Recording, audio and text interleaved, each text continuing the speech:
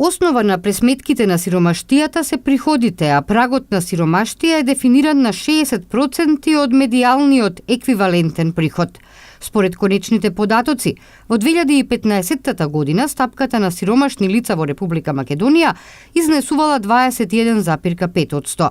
Анализирано по типови на домаќинства, кај домаќинствата составени од двајца возрастни со 2 издржувани деца, во 2015 година стапката на сиромаштија е 22,9%. Според најфреквентниот статус на економска активност, стапката на сиромашни вработени лица е 8,9%, додека на сиромашни пензионери 7,3%. Најмногу сиромаштијата се изразува кај категоријата домаќинства со двајца возрастни и 3 и повеќе издржувани деца, пошто доаѓаат самохран родител со издржувани деца и другите домаќинства со деца.